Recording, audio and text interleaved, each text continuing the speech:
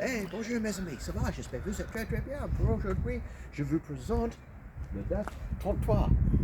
Good afternoon, my friends. How are you all? Hope you're all right today and that. So I thought I'd do a little presentation on a little DAF, the 1969 model DAF 33. This is the old DAF number plates and that. This car has a 750cc engine with a boxer configuration, 2 cylinders, and it has a CVT. Yeah, so forget about Nissan, forget about Toyota and any of the other modern day manufacturers. DAF, irrespective of model, was the inventor of the CVT transmission. Yeah, so quite a great little thing this.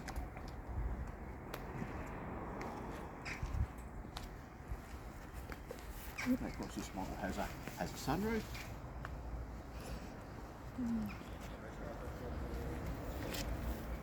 Absolute tons of character.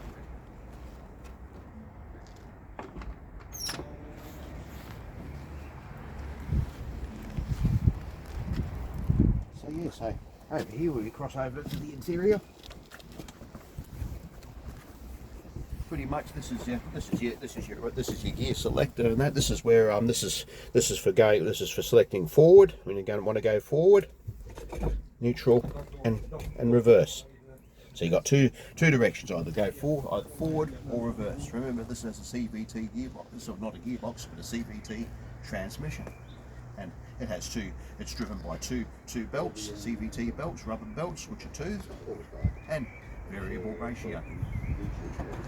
So forward here, and reverse. Forward, and reverse. There's your handbrake, your parking brake. So everything's all very simple in here. So you just have your speedo. Your speedo's here. There are no other gauges to be seen. So it's all very straightforward. This is your indicator stalk over here. There's your indicators, and that's your horn. So you pull that back. So pull the stalk back towards you to activate the horn. So here's all your other arrow switches. There's your choke. There's your wipers. There's your lights. Change of beams. Change your high beam, low beam. So yeah, there's your instrument backlighting light. So yeah, all pretty straightforward. So there's no digital hoo-ha going on here. It's all very straightforward. No traction control systems. This is the real deal. As I said before, 750cc engine, 2 cylinders in a boxer configuration, and as straightforward as it comes. So yeah, so you have a little sun visor over here and that. Have a look right under here. There's your little sun visor. Handle with care. This car's a nice old classic, old timer. There's your rear vision mirror. So you don't have any exterior rear vision mirrors, so just your internal rear vision mirrors here.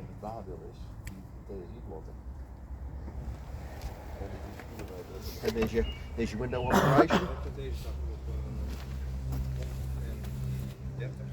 Just by your traditional window cranks. And that's to release the door.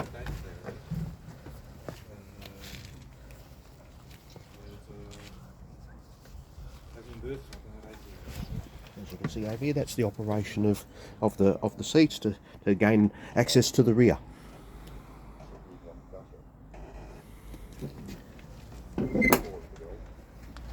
Yeah, so another thing too, there are no seat belts in this one, so do be careful. Nor are there any airbags. As you can see, this is the rear of that. This signifies the tail lights here signify the entry level model, whereas higher specification models have the reversing lights, a separate reversing light over here. And of course, successive models to this have a little chrome or partial chrome applique, chrome strip over here with 3 chrome stripes to run across the width of the boot.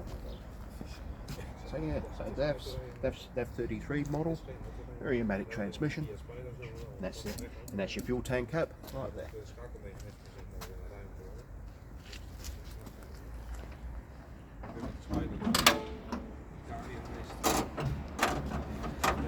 So this over here is your boot stay.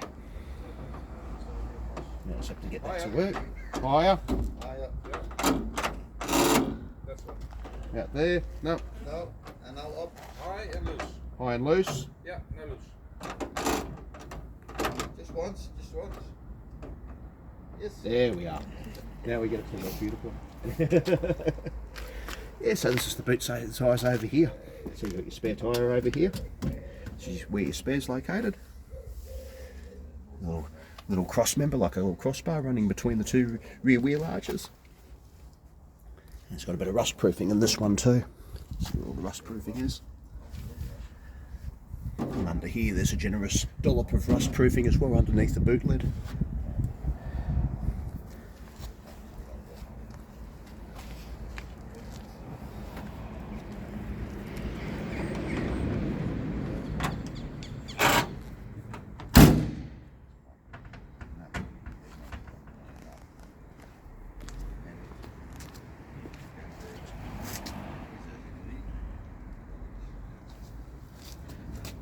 So coming around here we have 13-inch wheels on this one, and the tyres fitted are of a size of 135 80 profile, 13, so 13-inch wheels, very skinny tyres, and that's pretty much the width of them. We're with my little finger span right there. Yeah, so probably about 8-9 centimetres or thereabouts. Look. Okay.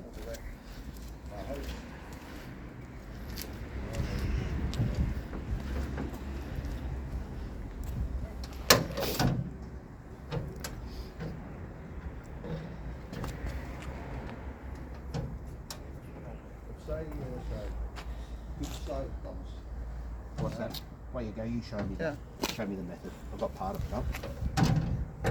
Ah, there you go. Push the hook inward. Push the hook inward. I was going to say I wasn't putting enough tension on it. That's okay. Oh, here. Yeah, right there. A long time ago. That's right. That's all good. So this is the 750cc 2-cylinder boxer engine. Yeah, so 2 cylinders horizontally opposed. Yes, only a 6-volt electrical system too, so yeah, 6-volt battery. That's the size of the battery there with a big earthing strap on one of the terminals.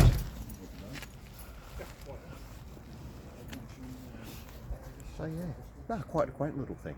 I was wrong about there'd be no exterior rear vision mirrors, just one right on the offside driver's side front fender. Right there. So yeah.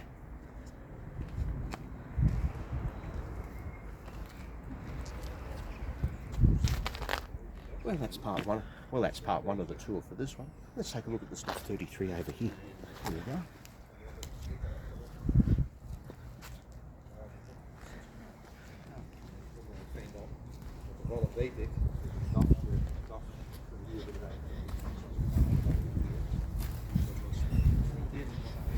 Yes. This was quite a quaint one, this too. Called that 33, successive model and that. And that's why it's got the higher specification tail lights.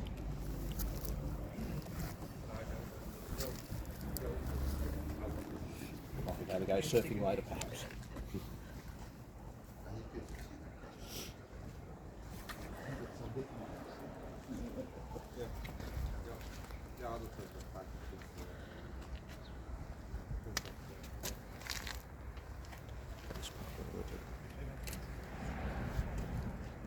It's a later model. Yeah, absolutely. Yeah, take a look.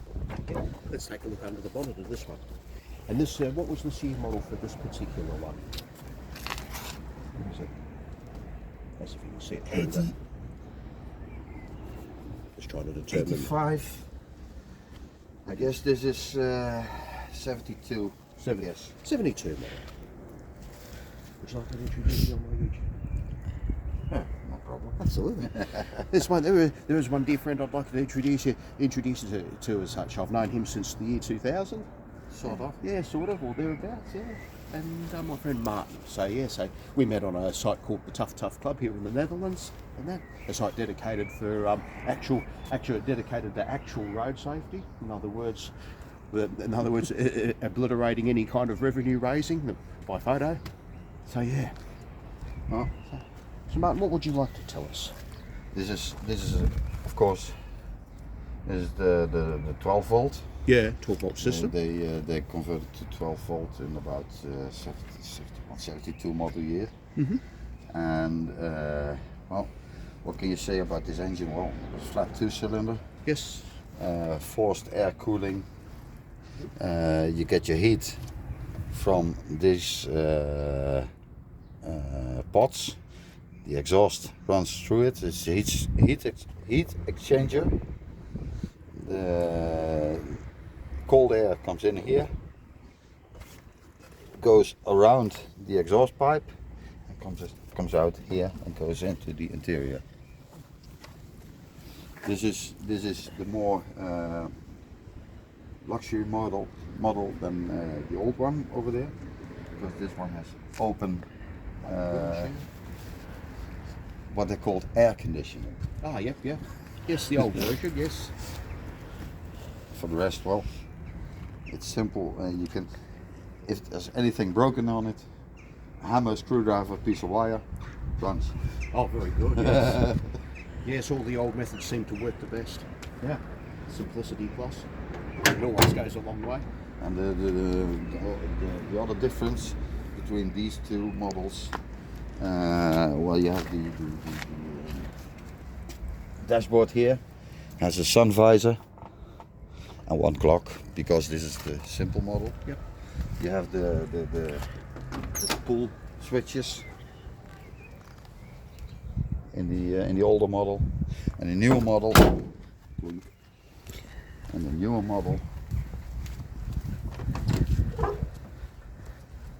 has visors around the clocks. Yep. And yeah, well, somebody sneezed and they put the knobs where they landed. Where they landed, yeah. Very well.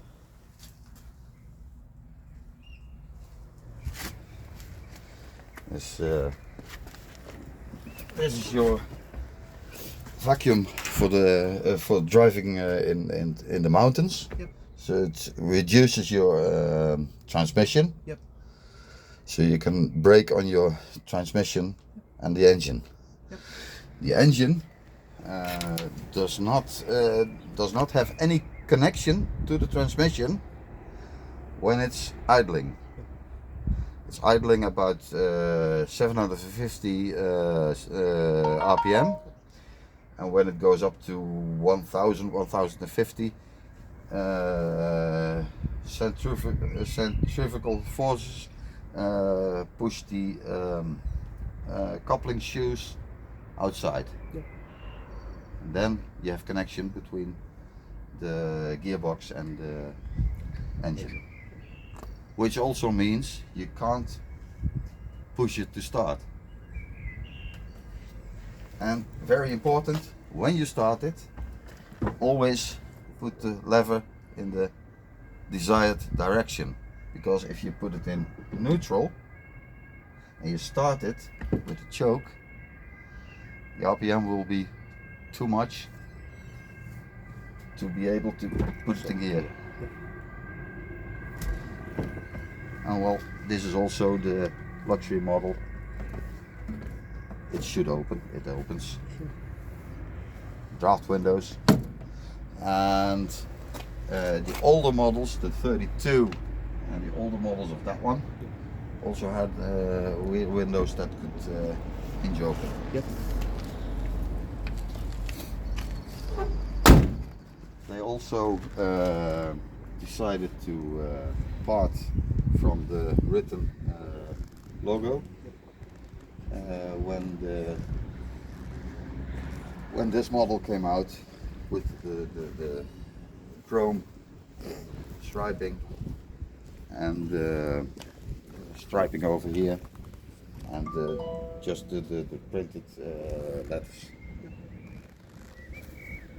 And when they did that, they fucked up one beautiful design feature of the car, because this, your indicator lights and the line of the trunk is one line. Yep. This is also designed, well, sort of.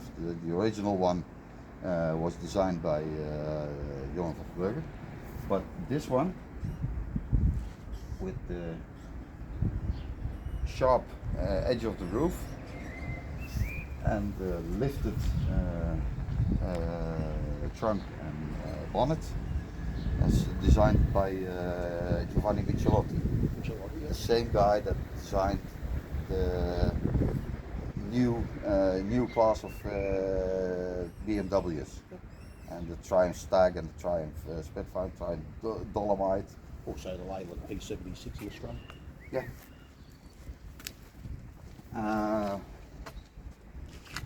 What you see is what you get. It's a good car. If there's anything broken, It's easy to fix. yeah, well, relatively, because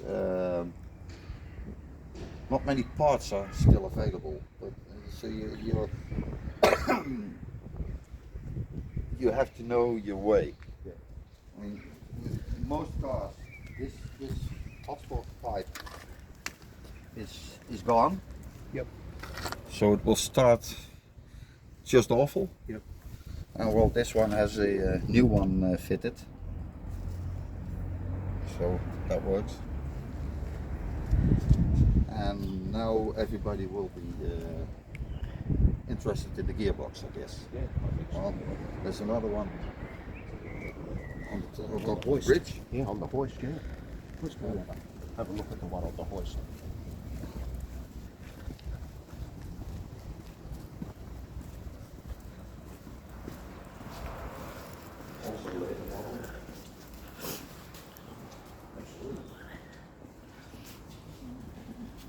So this is pretty much That where- light?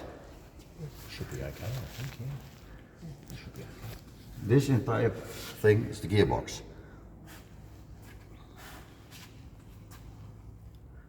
It runs on two belts, rubber belts reinforced with nylon, and it runs on these pulleys. When you accelerate, you will introduce vacuum, and that will squeeze these two pulleys together. That will force this belt to go on a larger circumference, and it pulls this one against spring pressure inwards. That's the reduction or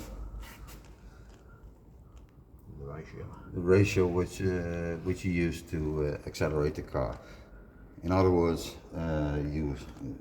you drive the car, you floor it, and you make it go up until the highest gear. And when you reach the speed you want to be at, just lift your foot slightly, so the engine, the RPM lowers and the engine goes silent. Yep. This one is this is driven by an axle. It's inside this box, inside the tunnel, The shaft. and it's connected here to the clutch. Yep.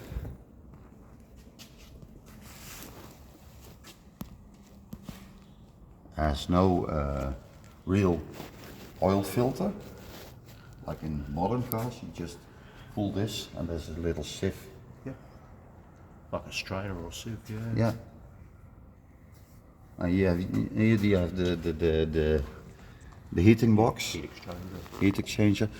The exhaust is here, goes through these pots, and this is the exhaust. This is your main damper.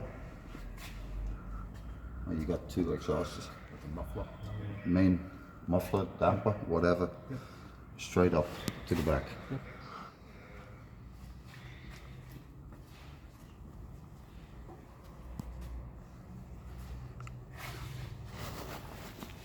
This one is actually in a nice condition.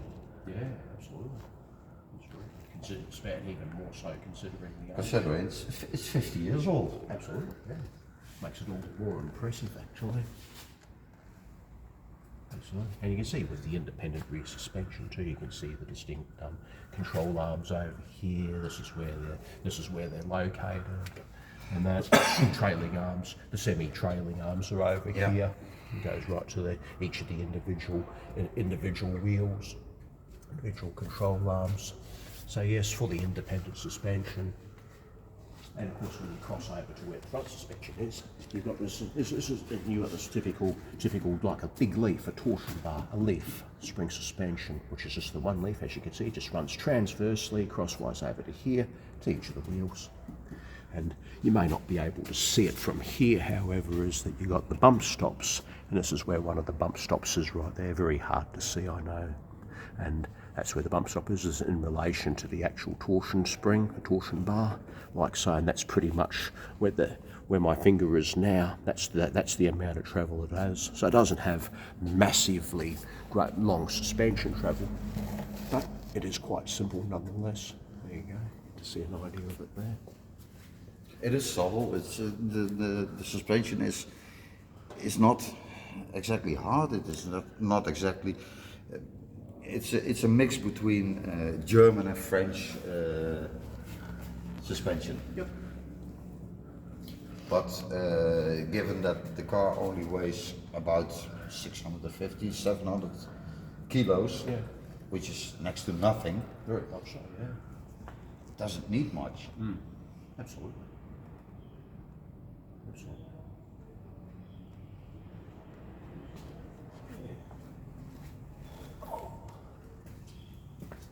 And these are just the sedans. You also had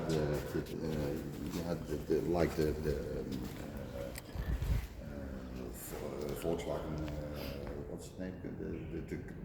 The little combos. Oh, there you got me. Not the. There you got me. Like the Renault 4. Yeah. With a big box on the end. Oh, okay. Yeah. And that was also made with windows on the side with a rear bench. Okay. Also. Yep. In different trim levels, like it was standard. Yeah.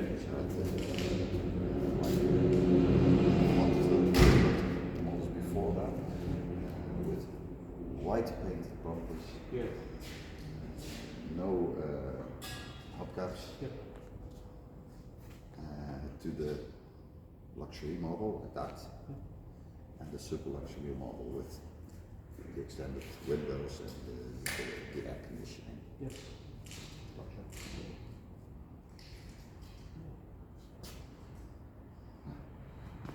Very good. All right. Well, that pretty much concludes this part of the tour anyway. So the next part will be the drive. So we'll see how it goes from there, and we'll give our thoughts. So do stay tuned. So there's more coming. So, Maarten, over.